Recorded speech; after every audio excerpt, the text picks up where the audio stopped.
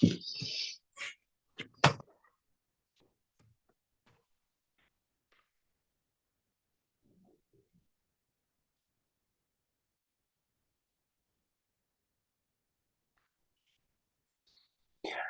right, everyone. Assalamu alaikum. Hello, let's begin. So we're doing sets and Venn diagrams today. Let's begin with this. This is tested in both paper 1 and paper 2. We will do some practice questions on this as well. In terms of concepts, there really isn't much that we will need to do. So we will spend some time doing practice questions to make sure that we can apply those concepts that we learn. Now, first of all, what are sets? Sets is basically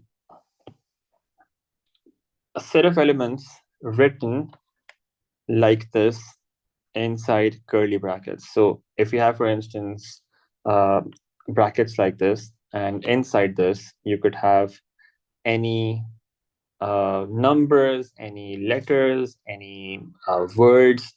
We would say it's a set of these elements that we have there. For example, if I have these curly brackets, and inside this, I can have numbers like this: 2, 4, 6, 8, 10, 12, 14. It's a set that contains these 7 numbers: 2, 4, 6, 8, 10, 14, 12, 14. Now, sometimes we write down the elements of a set like this, that we just list them down. So this is all the elements of the set listed. Sometimes we write it in a form such that we have a description of the elements rather than the actual elements. So we can write it like this sometimes as well: X, and then we can have a colon like this, and then you might have, for example, X is an even number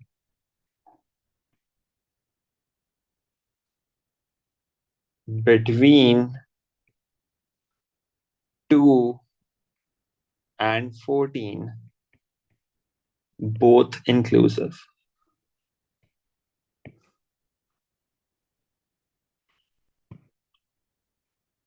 So this set that I've written above, in which I have listed down the elements,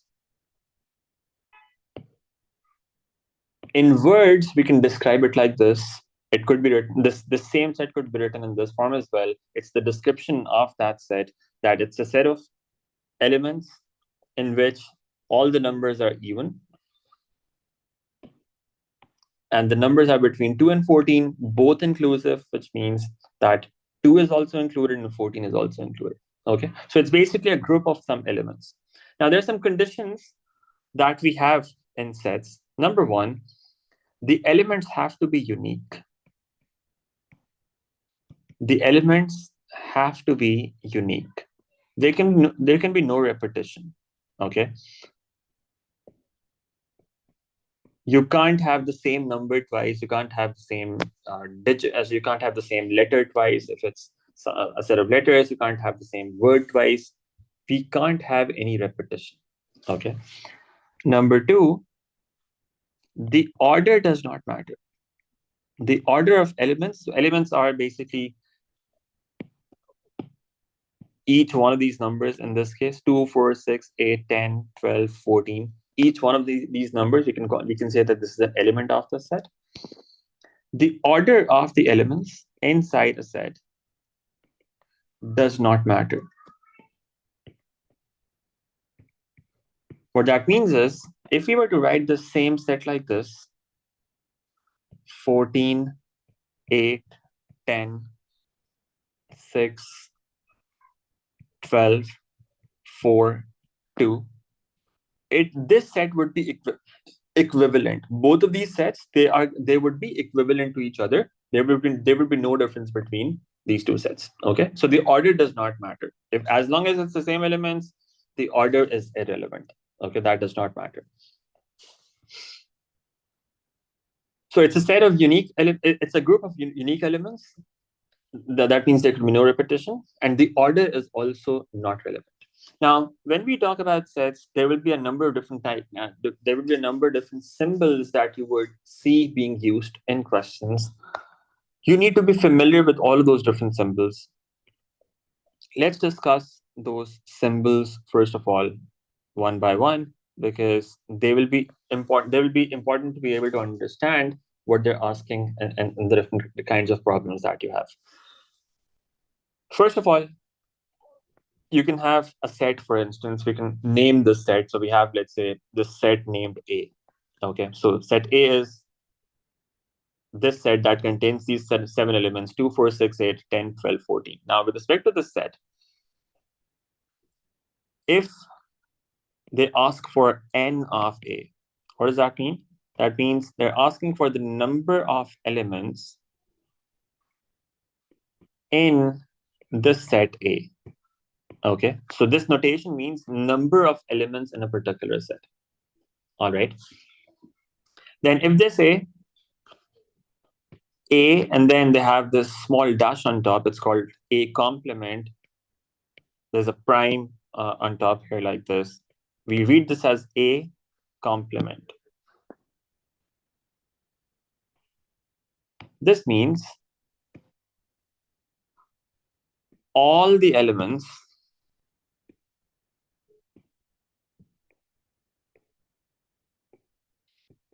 that are outside A, outside this array,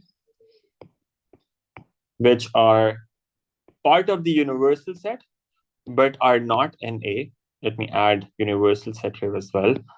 So there's this notation that they sometimes use for the universal set. There's an E written in slightly weird form like this. This basically means universal set. What does this mean?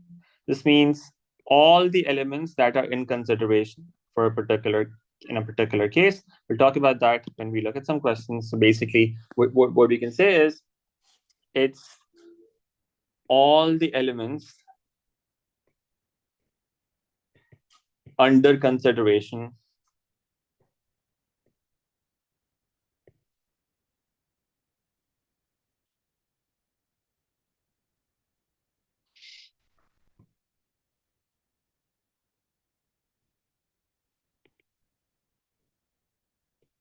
in a particular context. We'll talk about this when we look at a couple of questions.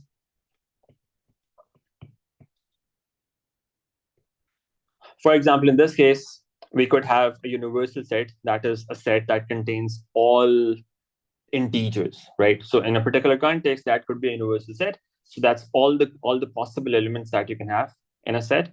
And then A is some elements out of that. So basically, universal set could be all integers, for instance, right? So in a particular question, if the universal set is all integers, what that means is, in that particular question, in that particular problem, all the sets that you have, they will be from this set of integers. You can't have anything that's outside the set of integers. Okay, so that's a universal set. Now, inside this set, you can have one set that is A that represents all the even numbers from 2 to 14. You could have another you can have another set B, let's say, that is all prime numbers. You can have another set C that is, for instance, all numbers that are odd, and so on. But all of them have to be integers, right? That's what universal set means. That anything that you have inside any particular set, it has to be from the universal set. Okay. Now it'll become clear when you look at some questions when they have given a universal set in that question.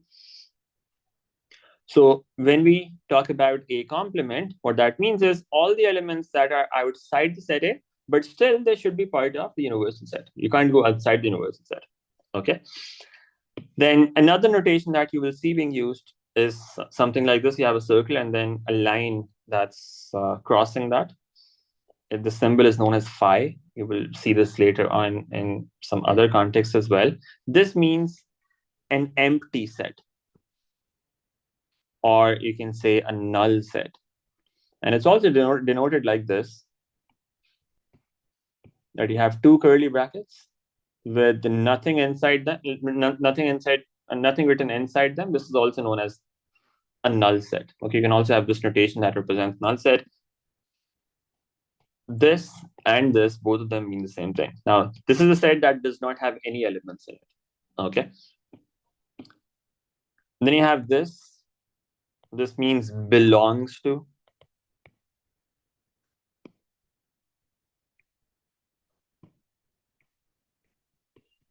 For instance, in this case, you can have something written like this: 4 and then this belongs to A. What that means is 4 is an element of set A. Okay, so belongs to, you can also read this as this. You can say this is belongs to or is an element of.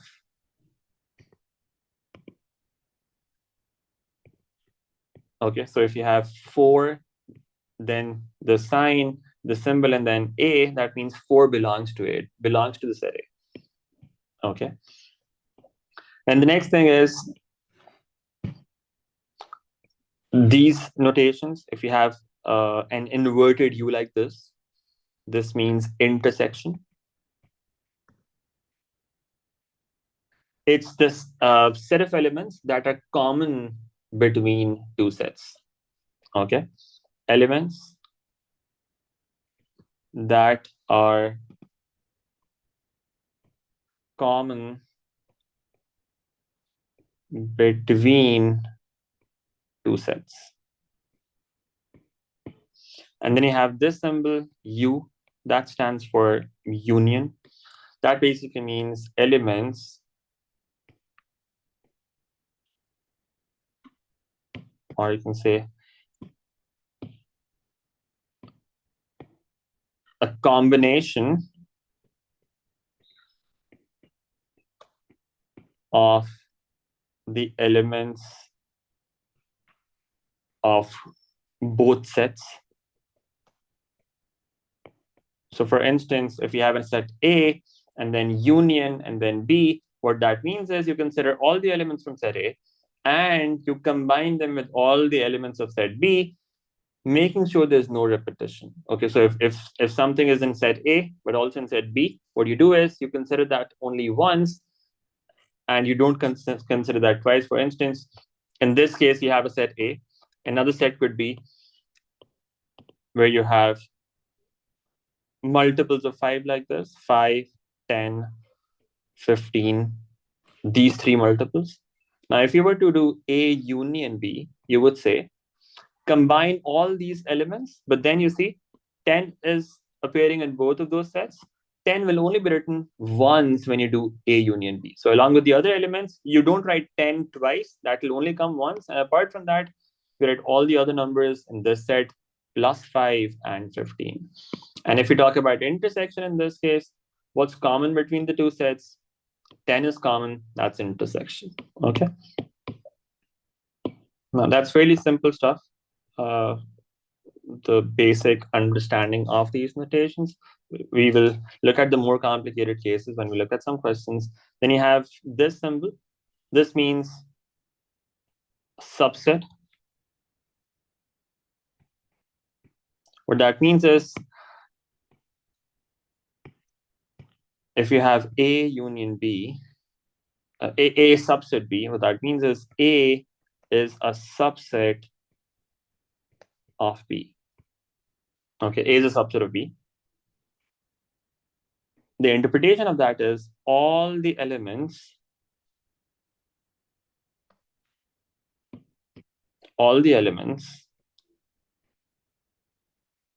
in set A are also in set B.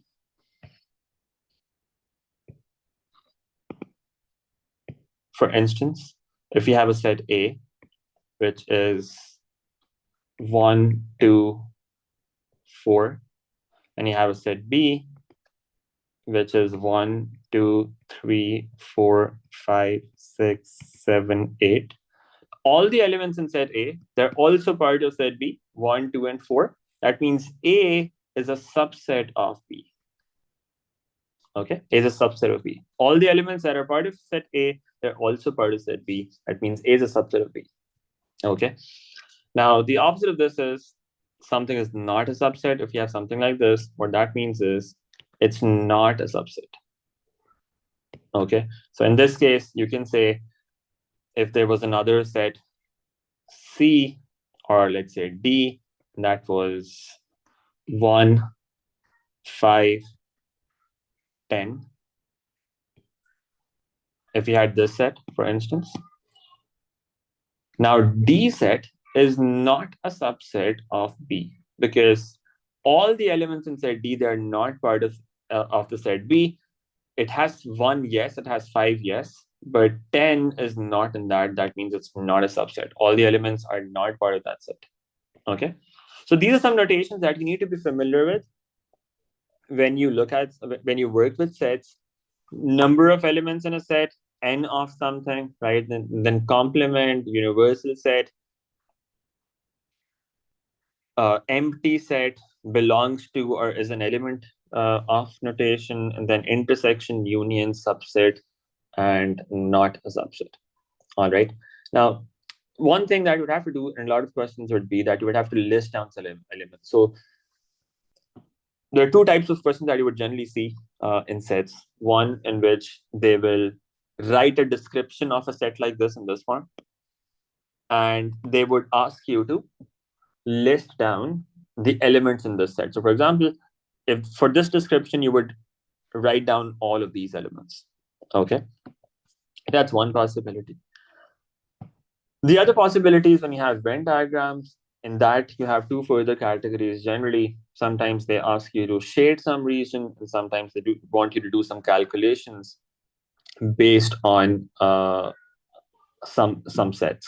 Okay, let's look at the first type of problem that you would get, where you have to list down some elements in a particular set. Okay, now we'll do that with the help of some examples. As I said, there are not many concepts in this.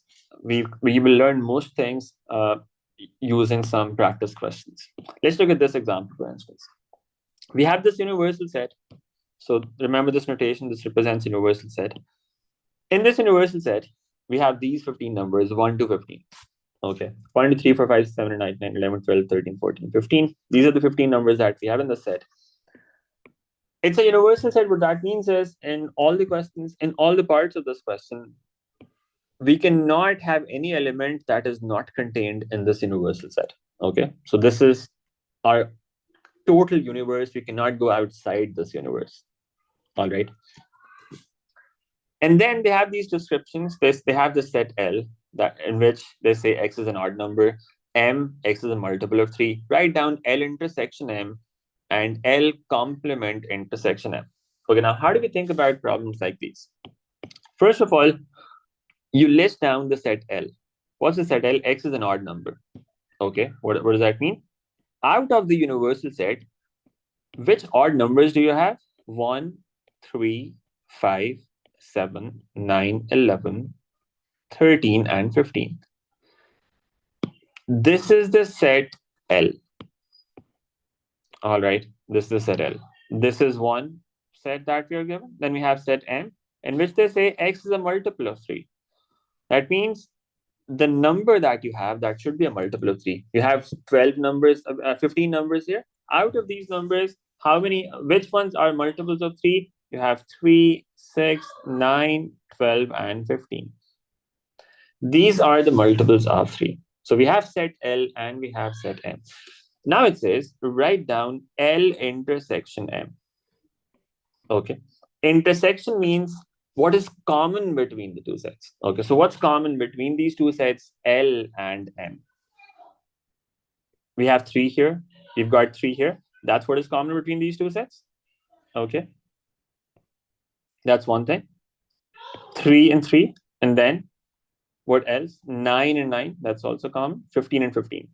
This is what is common between these two sets. So how do you write that down? L intersection M, what's that set? This would be 3, 9, and 15. This is the intersection of these two sets. Okay, this is part of both the sets. Okay. Now, what about this? L complement intersection M. How do we think about this now? L complement intersection M. Remember what this means, what this symbol means? Intersection. Intersection means something that is common between them. There's an and between them. So you can think of it like this. Intersection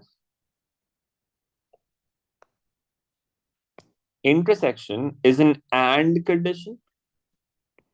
Okay. Which means both conditions must be satisfied. Both conditions must be satisfied.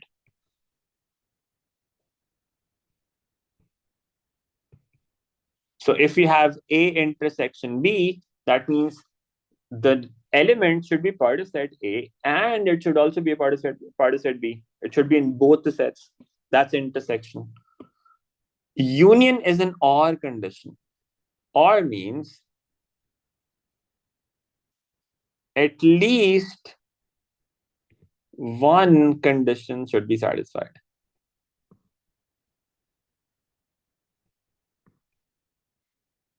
At least one should be satisfied. So for instance, if we have A union B, it should at least be a part of A or be a part of B. It should be part of at least one of these two sets. Okay. It could be part of both the sets, that's also fine. But it should be part of at least one of these two sets. So when we talk about intersection, we're looking for objects, for elements that are common between the two sets. That's what you should think of when you're talking about intersection. What is common between the two given sets? And when we talk about union, we're thinking of how we can merge the two sets. Okay, you can think of merging the two sets, or you can say combine the two sets, just making sure that there's no repetition. Okay, there should be no repetition, and then apart from that, you just merge the two sets. Okay, that's what you need to keep in mind. Now let's look at this example again. So L complement intersection M. What does L complement mean? L complement is everything that is not in L. What does that mean? L complement is everything that's not part of this, which means it's an even number, right? L was odd numbers. So L complement should be even number. That's one condition. Intersection means and. The second condition is it should be part of set M. That means 3, 9, and 15. Okay, so what's common between them? L complement intersection M. Sorry, not 3, 9, 15. M is this set. It's and M. Okay, this is set M. 3, 6, 9, 12, 15. What's common between the set M and even numbers? You've got 6 here and you've got 12 here. These two numbers satisfy both the conditions that they're even. That means L complement. They're not an L. And they are part of the set M. What would this be? This would be 6 and 12. So 3, 9, 15 was L intersection M. All the elements other than L, which are also part of M, they are going to be here. In this case, that's 6, 12. That's the second set. Okay. All right. Now let's get the third part. It requires probability, or let's actually just do it. So you understand the basic definition of probability. I suppose number of favorable outcomes divided by the total number of possible outcomes. We'll do that later on as well. Let's actually do it. It says a number n is chosen at random from the universal set. Okay, so this is the universal set. How many numbers do you have in this universal set? You've got 15 numbers, right? So that's the total number of possible outcomes you can have, right? So that will be your denominator, 15.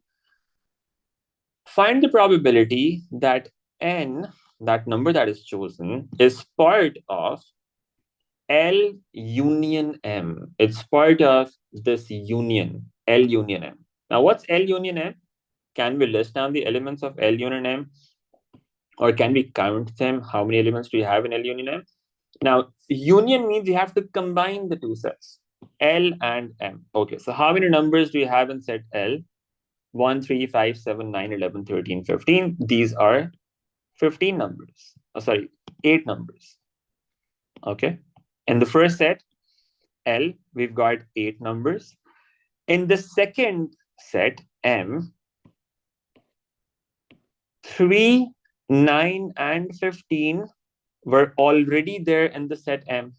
Okay. So they're not new numbers, they're being repeated. Only 6 and 12 are the new numbers that were not already part of set L. So we can add 2 more from this. That means L union M.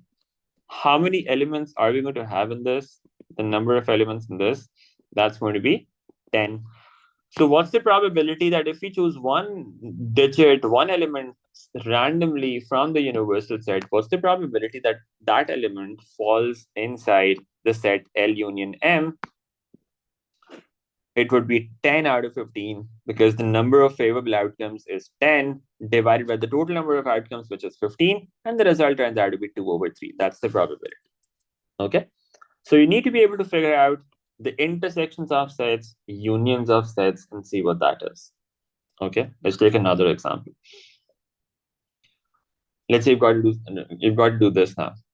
Again, you have to list down the elements, and then you have to find n of b, and then this thing. All right, so how does this work? You have this universal set. Again, you've got all integers from 1 to 16.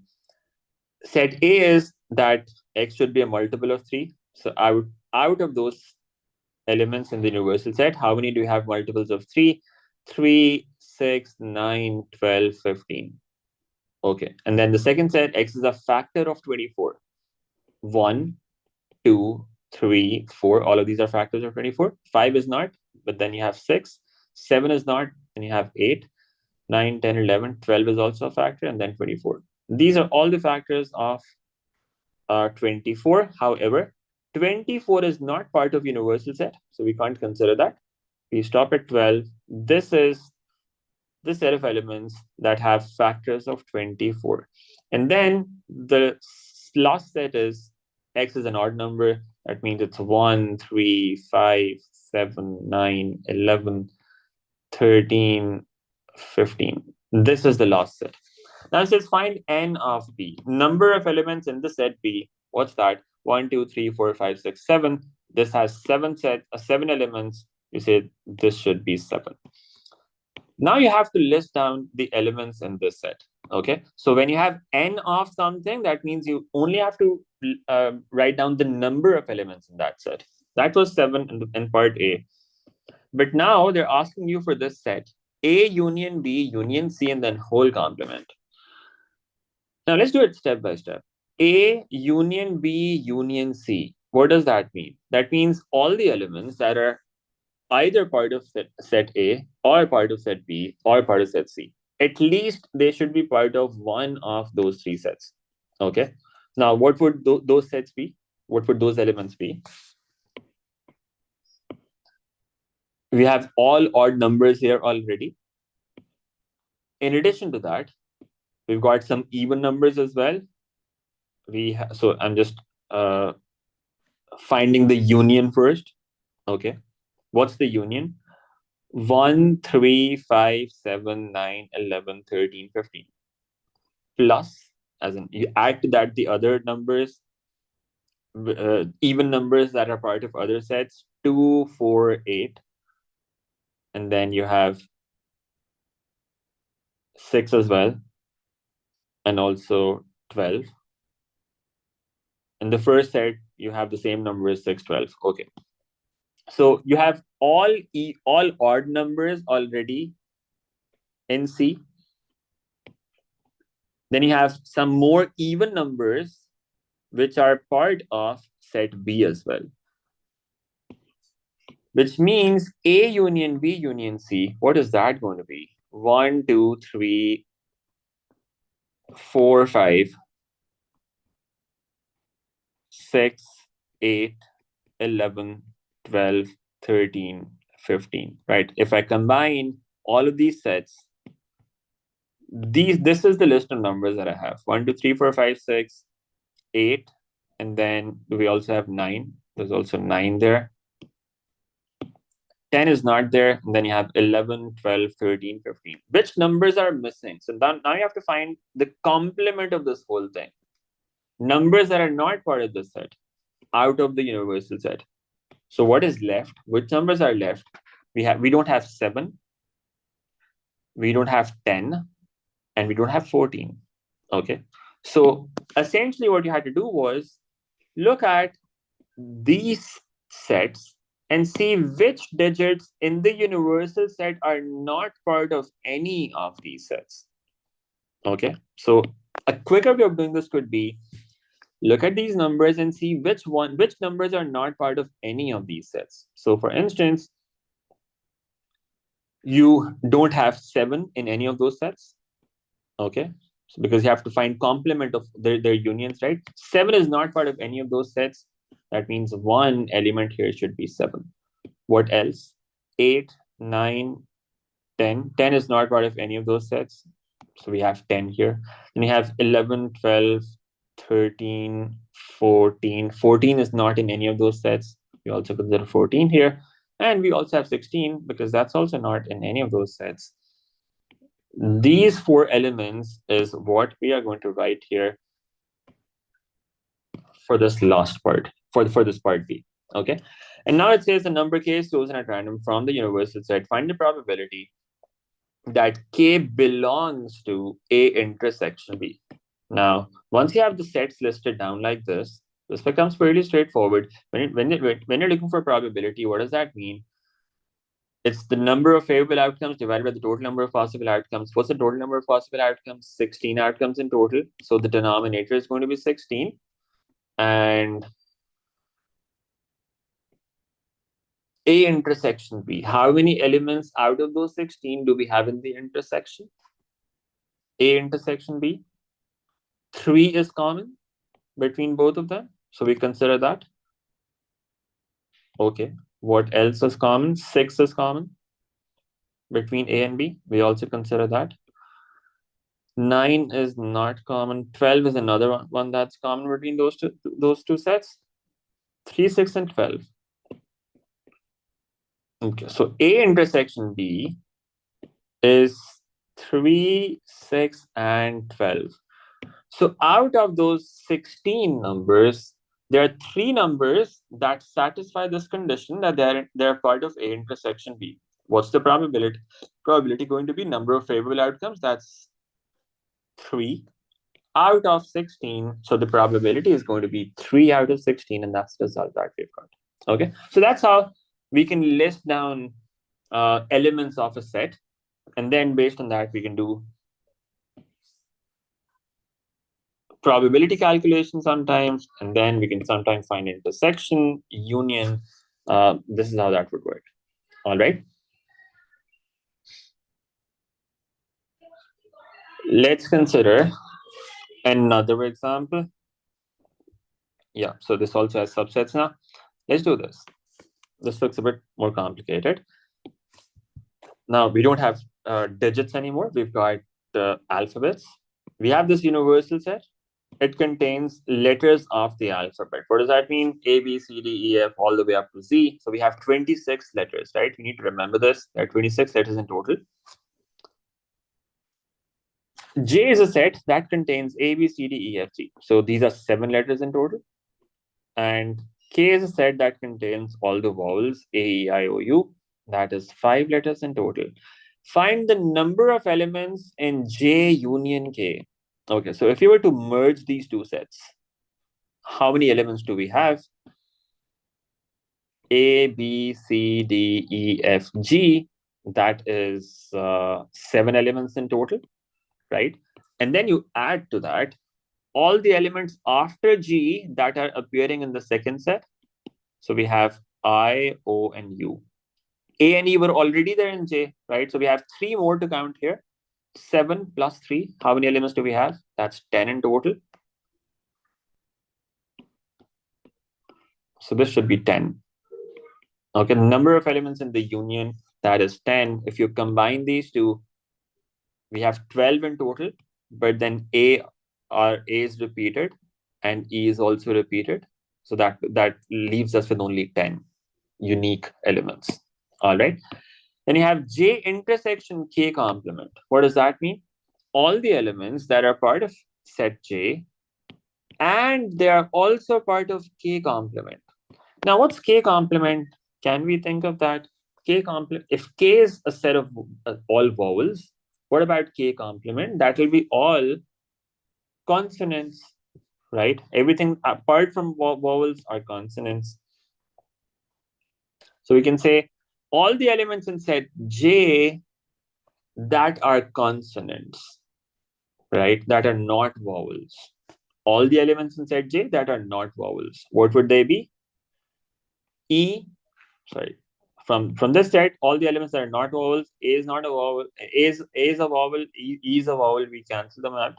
And then we're left with B, C, D, F, G. Now you see, there's no N outside, so they're not asking for the number of elements. They want you to list down the set, the elements of the set.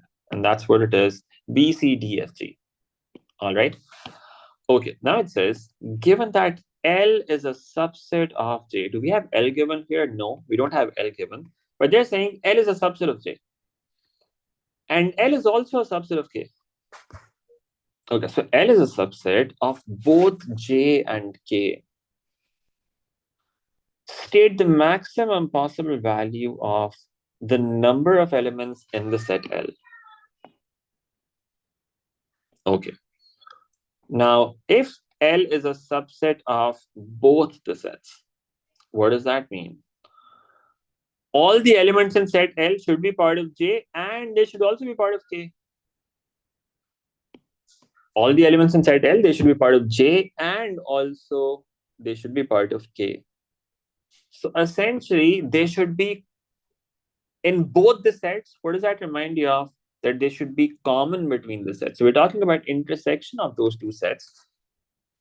L can have element A or E. These are the only two possibilities because only then L would be a subset of J, as in both the elements are in set J, A and E, and a subset of K as well, because both of these elements occur in the second set as well.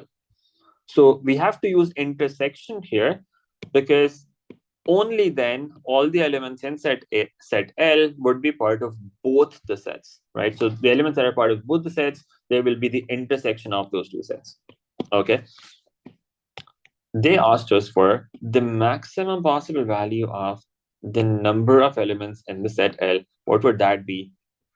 It would be 2. Why are they saying maximum? Because it is possible that you only have A in this, you can only have E in this, right? You can also have an empty set. Empty set is a subset of every set. Okay. These are also possible in each of these cases as well. A is a subset of both the sets. E is a subset of both the sets. Empty set is a subset of both the sets. They also satisfy the given condition. But the maximum number of elements that you could have in L would be in this case where you have both A and E like this. So the maximum number of elements of L should be 2. Okay. If you have more than 2, then you can't have a set that is a subset of both J and K at the same time. That's not possible because they don't have any other intersection. They don't have other sets that are common between them. So this is what you need to write down. In part 3, N of L, the maximum possible value of that, it should be 2. Now in part 4, they say, a letter is picked at random from K. Okay, so they're picking a letter from K. These are 5 letters in total. The number of possible outcomes, the total number of possible outcomes, that is 5. So that is going to be your denominator. Find the probability that this is not an element of J. Now, out of these 5 letters, how many are not part of J? I, O, and U. So what's your numerator then? 3/5. That's the probability. If you were to select one letter randomly from K, 3 out of them would not be part of J. So that's what the probability becomes, 3/5. All right. I hope that makes sense. Now that's one type of problem that you'll be asked here. listing down elements of a set like this.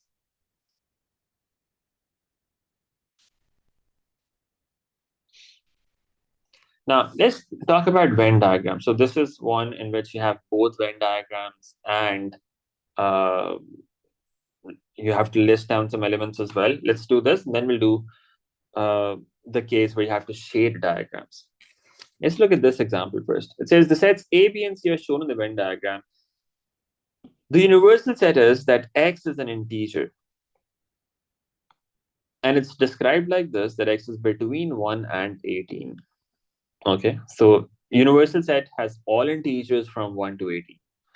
A is X, and X is an even number, 2, 4, 6, 8, all the way up to 18. And then X is a multiple of 5, which are just 5, 10, and 15 in the given universal set that we've got. Okay, so universal set means you can only have elements from these 18 numbers. You can't go outside that interval. We are asked to first find n of A union B. Okay, n of A union B. Number of elements in A union B. How do you figure that out? A union B. What's the number of elements in set A? All even numbers from 1 to 18. These are 18 in total. Even numbers will be half of that, right? Half will be odd, the other half will be even. So we have 9 numbers in this set. And then we have a few more in the next set. 10 will already have been considered, would already been considered in the first set A, right? Because that is an even number. How many new numbers do we have in the set B? 5 is not part of A, 15 is not part of A. So what's the total number of values that you have then? Total number of elements, 9 from the first set, and then you have 2 elements in the second set, which we have not already counted. So when we combine both of them, we would get 9 plus 2, and that's 11. We don't count 10 because it would have already been counted in set A, right? So 9 from set A, and then 2 more from set B. That's 11 in total. We write 11 there. Look at this Venn diagram as well and try to understand what they're saying. You've got C here. Okay. What does C tell you?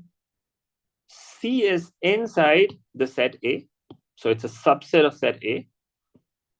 However, it is outside the set B. It's not part of set B. It's outside the set B. Okay. Now, let's look at this and try to understand what they're asking us now. Given that A intersection B complement intersection C complement is equal to 2, 6, 14, and 18, list the members of C. Now, again, what does intersection mean? You have to satisfy all the conditions, right? These are the elements that are part of set A, and they're not part of set B, and they're not part of set C. So you can think of it like this. You should be part of set A, so you should be inside set A. You should not be part of set B. You should be outside set B. And you should not be part of set C. You should be outside set C. Okay, so you have to be inside set A. I can write it like this. Should be inside set A, outside set B, and outside set C. Okay. This region has these elements 2, 6, 14, and 18. Okay. Now look at the Venn diagram that's given. Inside set A, so we're talking about this region. They're saying if you're outside B, okay, outside B, that means that leaves us with this region now. We are inside A and outside B, and outside C as well. Okay, so outside C, so we can't be inside C. This region outside C, this is what they're talking about. They're saying this region has elements 2, 6, 14, and 18. Okay. 2, 6, 14, and 18. This region has these elements. Now, what are the elements of set C? How do we list those down? Let's list down the other elements that we've got. Which elements do we have in set A? All even numbers. All even numbers. And what about B? In B, we have 5, 10, and 15. Now, 5 and 15 are going to be in this region, right? Because they are not even numbers. So they are inside set B. However, they're outside set A. But then 10 is common between them, right? 10 is both in set A and in set B. So 10 should be here in the middle. So 10 has to be here. Now, we have already listed down which elements are going to be in this region, inside set A, but outside B and C. We've already written down the elements that are going to be common between A and B. That's only 10. What elements are we left with in the set A? Even numbers that are left that we have not written down there. What are they going to be? 2 is already written there. 4 is not. So one number inside C is going to be 4. Okay. 6 is already there.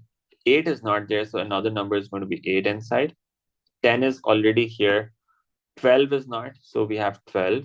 14 is already here. 18 is also there. 16 is not. So inside set C, we would have these elements 4, 8, 12, and 16. Now notice they have not asked you to write down the set C. They've asked you to list down the members of C. List down the members of C. So rather than using set notation here, you can just write down the members directly 4, 8, 12, 16. You should not put curly brackets here because they're not asking you for a set. They're asking you for the elements. These are the elements that you've got 4, 8, 12, and 16. And then they say, describe the set C in words. How can we describe this? 4, 8, 12, 16. Look at these numbers. What do they look like? These are all multiples of 4, right? So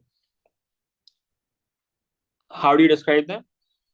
C is equal to this, X. So this column means such that. So X is such that X is a multiple of 4. X is a multiple of 4. Okay, that's how we can describe this. X is a multiple of 4.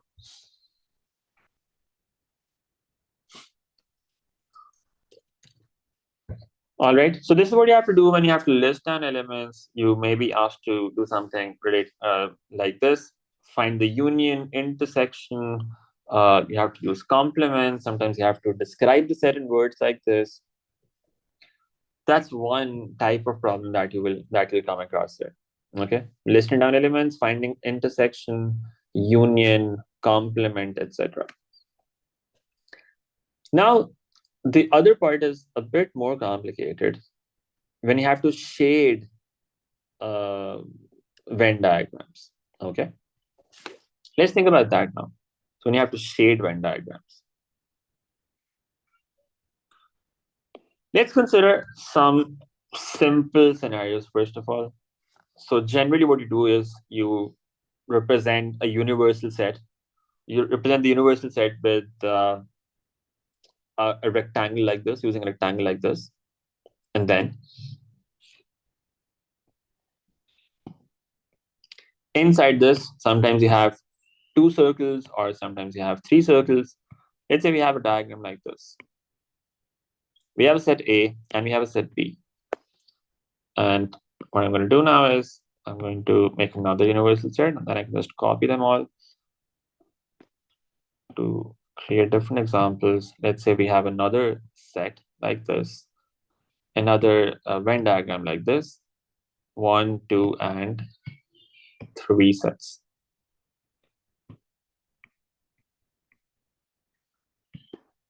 Okay, and in this case, let's say this is A, this is B, and this is C. All right. Okay, now in the first case, let's consider the case where you have 2 sets like this, A and B. Now, there are 2 ways they would be testing Venn diagrams here as far as shading is concerned. Sometimes they will ask you to shade something, or at other times they will give you the shading themselves, and they'll ask you to describe that set in terms using unions, intersections, and complements. If we have this part, what does this mean? This is the part that is common between the two sets. It's common between A and B, right? This is the common part. How do you describe this in set notation? You would say this is A intersection B. It's the part that is common between the two sets. Okay, A intersection B. Then if you have this region in the diagram, how would you understand this? This is the part that is inside set A, but it's outside set B. Inside set A and outside set B. How do you understand that? What are the conditions? You have to be inside set A, okay, but then you have to be outside set B. There's an and between them, right? Both conditions have to be met. There's an and. What does that mean? And is intersection, right? A and you should be outside B. You should be outside B. What does that mean? Outside B is B complement. Okay. So A means you have to be inside A.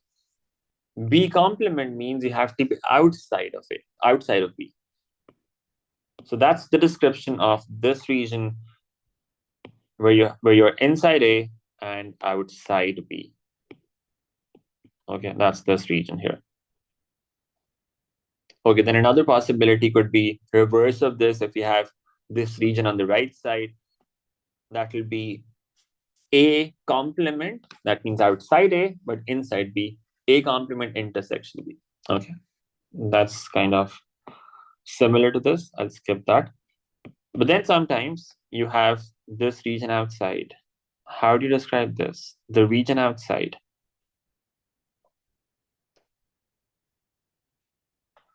Now, there are two ways of thinking about this region that is outside both the circles. One way to think about this is that you say, using intersection, using and conditions, you can say you have to be outside A and outside B, right? Both conditions have to be met. You have to be outside A and outside B. Okay, what does that mean? Outside A and outside B. Outside A means A complement. Okay, but then there's an and condition. There's an and there. And intersection, you have to be outside B as well. When you're outside both the sets, that's the region that's outside both circles like this. This is how you write that. A intersection, A complement, intersection, B complement. You're outside A and you're outside B. Okay, both conditions are met. So that's one way to write this. Another way to describe the same thing could be that you write this as A union B. You could describe this using union as well. What's that? A union B? That will be a combination of both of these, right? A combination of both of these sets, this region in the middle. But then to represent the region outside, you could say this is A union B whole complement, this region. Okay. So both of these are descriptions of this set. You can say A complement intersection B complement, or you can say A union B whole complement. And this actually is a rule that we have in intersection and union,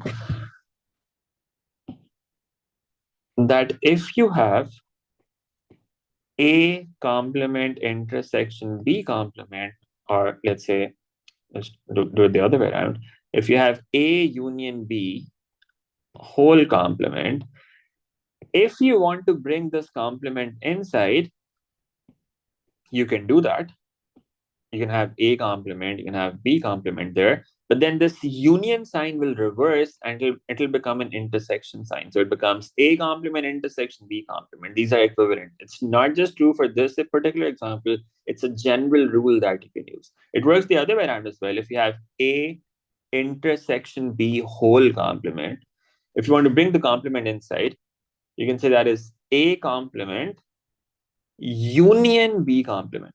So when you bring this complement inside, the intersection sign is going to reverse and it's going to become union.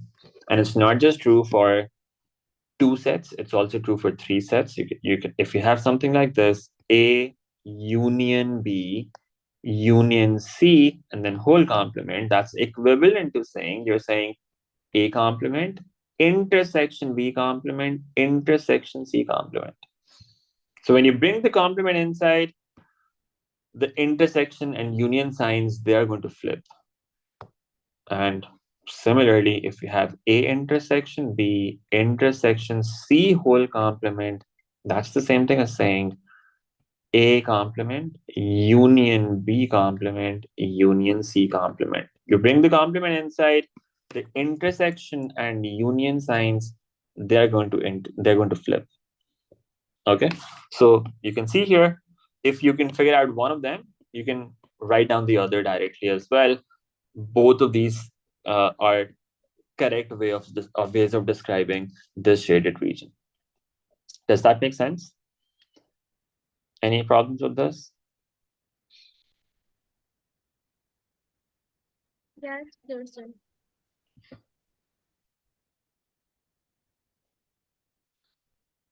Okay, good. Now let's have a look at the case where you have three sets. Okay, what about this case now? When you have three sets, what happens here?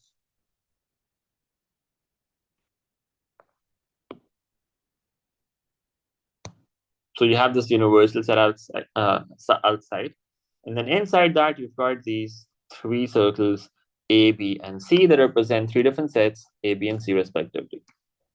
Now in this case, let's start with the part that is right in the middle, and that's this part.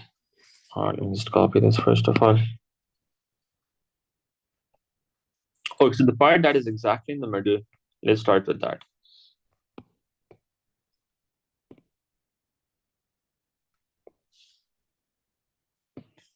So this part. Now, how would you describe this part? This is the part that is inside all the three sets. It's common in all three sets that we've got. Okay. Now, how do you describe that? We can say that is A intersection B intersection C. It's common to all the three sets. Okay. Now, what if instead of this, we had something like this?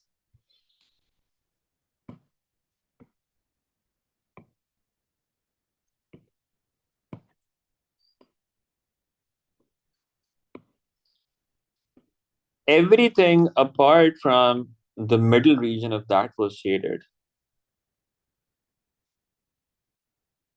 How would you describe this now? If only the middle region is left and everything apart from that is shaded.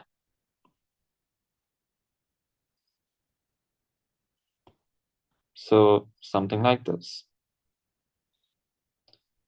Now, since we know how to describe that middle region, it becomes kind of straightforward because we can say that middle region is A intersection B intersection C.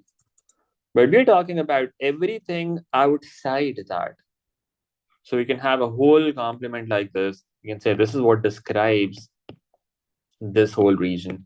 A intersection B intersection C, but then whole complement because we're considering everything outside that middle word. Okay, that's how you could describe this. Let's take another example.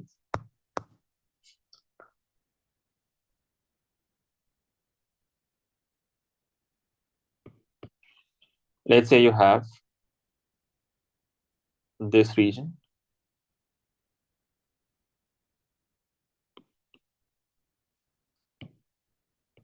and this region like this.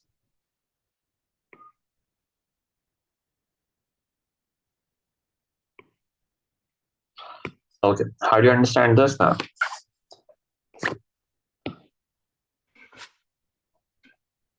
What do you notice when you look at this? B is not shaded. So you have to be outside B. You cannot be inside B, right? You have to be outside B. Okay. But then A and C are both shaded. So they're kind of combined. What does that mean? A and B are combined. There's a union between them. So one way to think about this could be you have to consider both A and C. That could be A union C, right?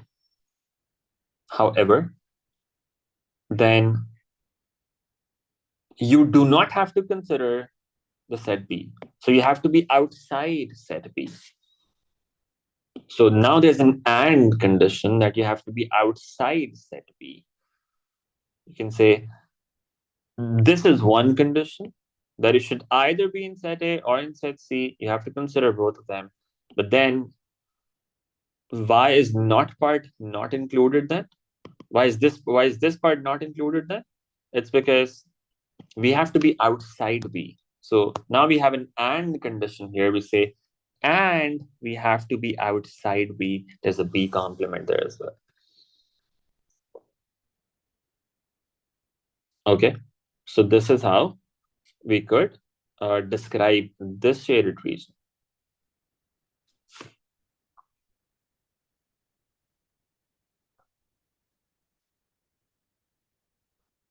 Make sense? Okay, let's take another example. Let's say we've got something like this now. Let me copy this diagram down here. Okay, so now we've got this. Now we'll do some where we have to shade ourselves, but for now, this is the more difficult part where you have to describe a region that is already shaded. Let's do a couple more examples of this. Let's say now we've got this part shaded like this.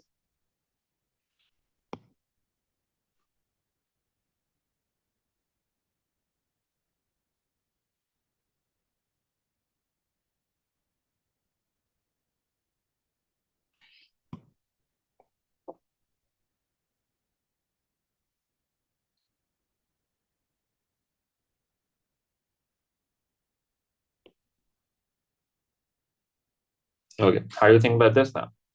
So you see, C is shaded fully, right? C is shaded fully. So C has to be considered in full. Okay. Then if we consider C, what is left apart from that? This part, right?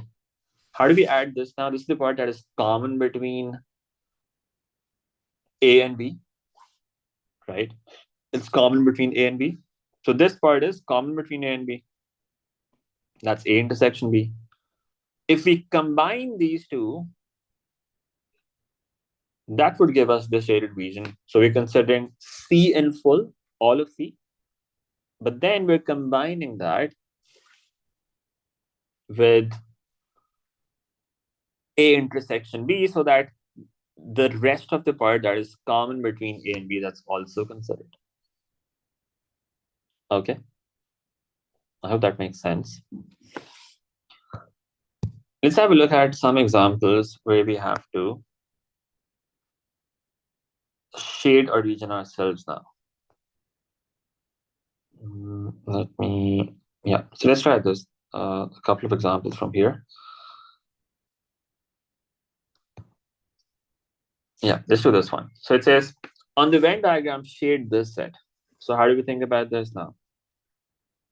P union R intersection Q complement. Okay, so when you're thinking about this, first of all, always do it with a pencil so you can erase something if you have to. P union R intersection Q complement. So both of these conditions have to be met. What are the two conditions? Q complement means outside Q. Okay, so you have to be outside Q. There's an and, right? So this condition is supposed to be met, as in this, you cannot be inside Q at all. So you have to be outside Q. Okay.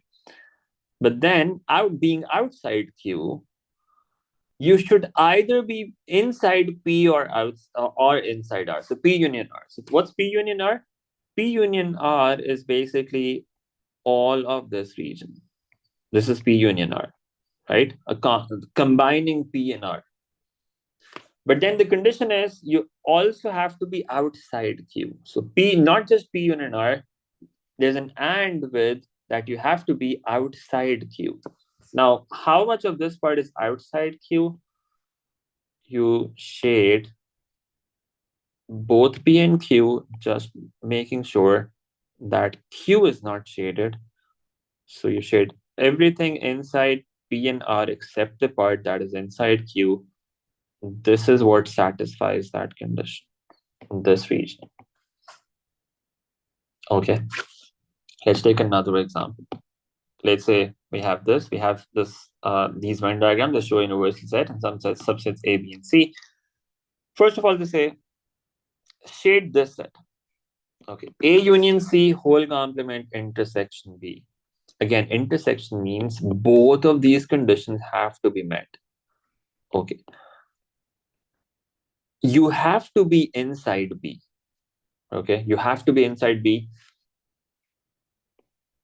This is where you have to be. Okay. Now, what's the other condition?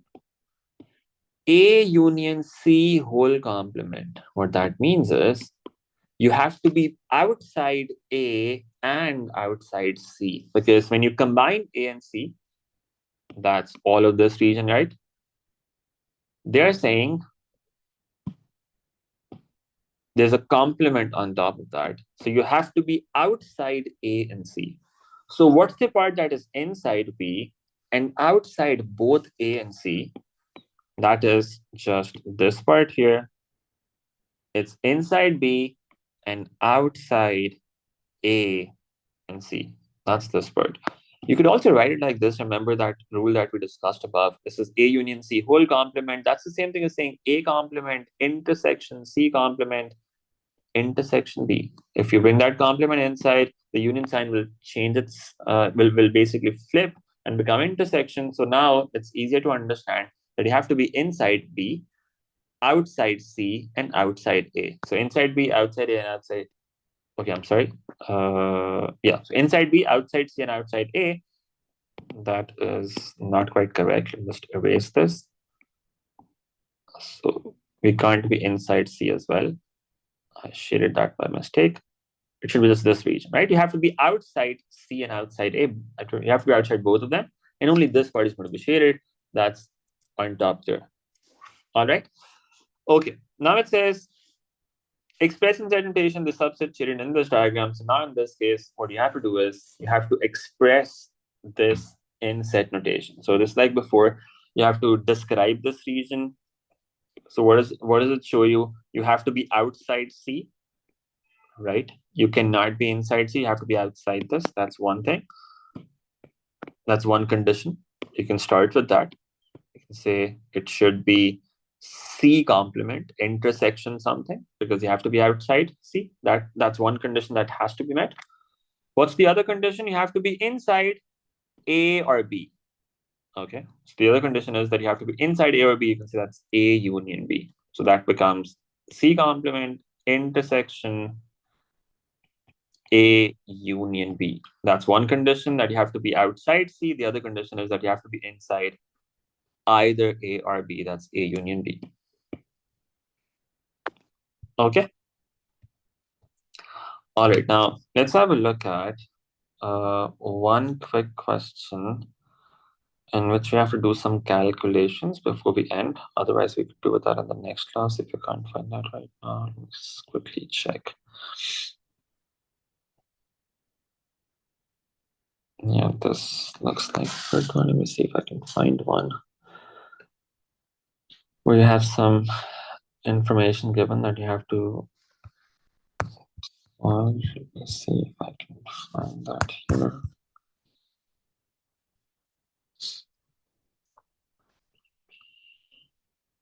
Yeah, they have the diagram given already.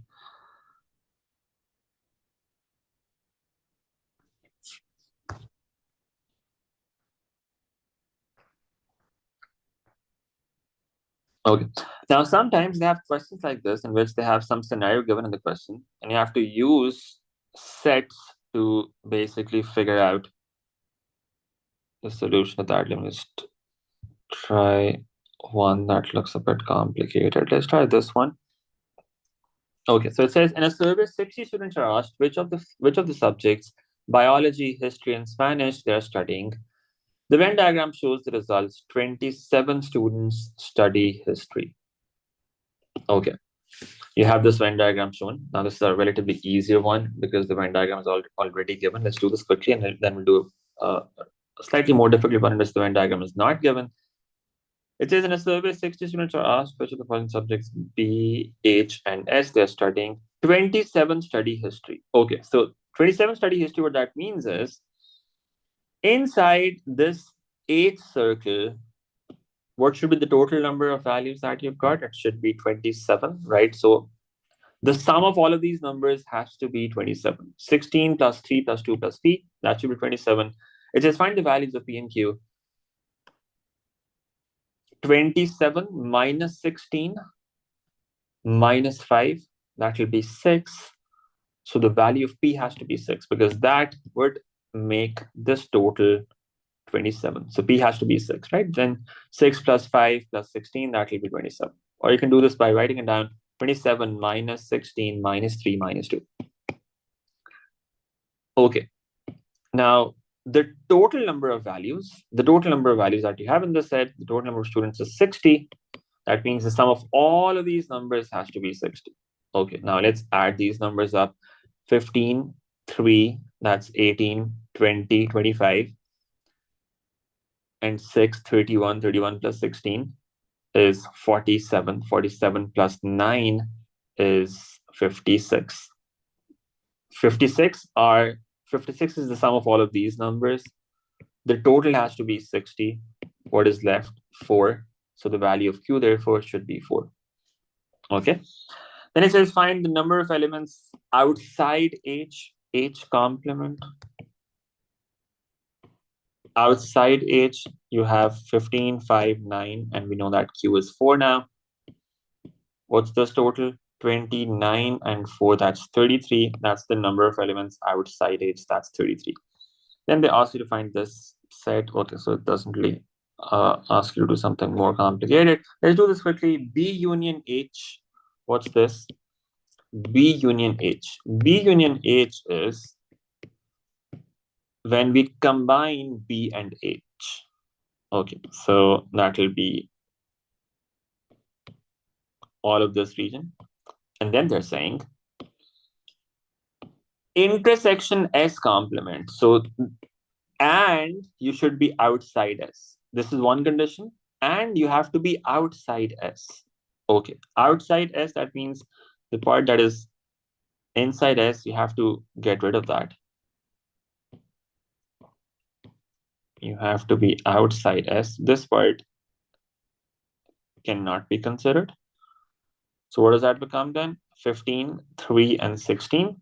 18 and 16, what's the total there? That is 34. 18 plus 16, you say that should be 34. It should the number of elements here is 34. Okay. All right. I just want to do a quick example where they have a more complicated situation like this. Let me see if I can find one here.